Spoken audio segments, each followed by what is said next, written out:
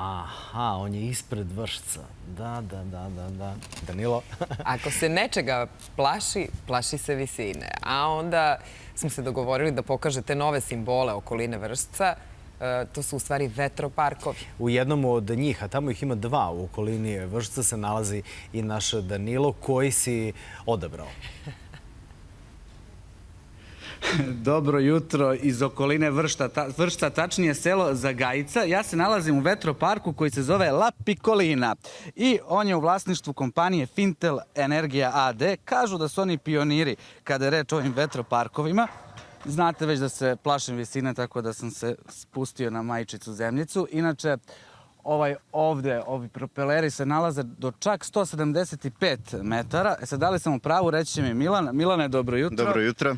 Pa sad mene zanima koliko domaćinstava može da se snadbeva strujom iz ovog vašeg malog vetroparka? Iz ovog našeg malog vetroparka i drugog vetroparka koji imamo trenutno na teritoriji opštine Kula, proizvodimo dovoljno električne energije koja zadovoljava potrebe 15.000 domaćinstava. 15.000 domaćinstava? Da. Svaka čast. Koji su vam dalji planovi, pretpostavljam? Naravno, imamo dalje planove. Trenutno u izgradnji imamo naš treći vetropark, isto u okolini Vršca. Kada on bude operativan tokom naredne godine, 2019.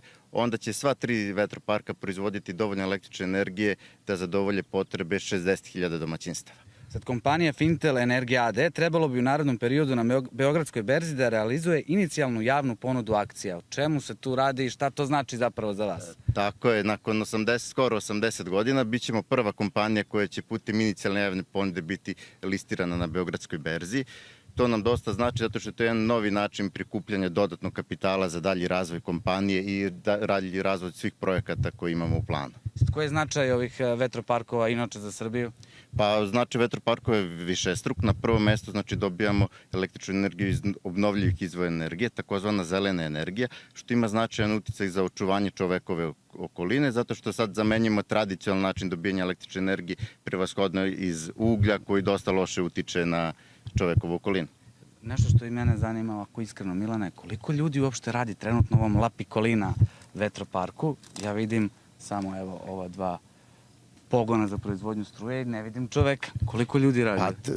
Kada se završi vetropark nije neophodno da bude uposleno mnogo ljudi.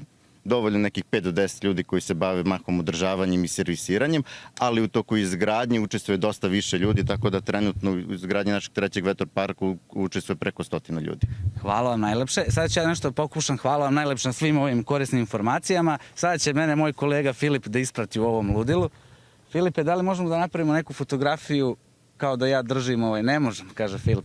Nismo probali i vežbali, ali za sledeći put kao pravi turisti ćemo, znate one fore kao ja sad držim ovde ove propelere. To ćemo da navežbamo za sledeći put. Jovana, Srđane, ovo nije zabavni park, ali smo mi pokušali da ga učinimo zabavnim. Pozdrav iz vetroparka u selu Zagajica u okolini Vršca i pominjete onaj strah od letenja i visine. Mislim da sam pronašao način kako da ga pobedim upravo ovde u Vršcu i na to mesto idem upravo sada. Dobro, vidimo se nešto kasnije. Nećeš valjda na aerodrom.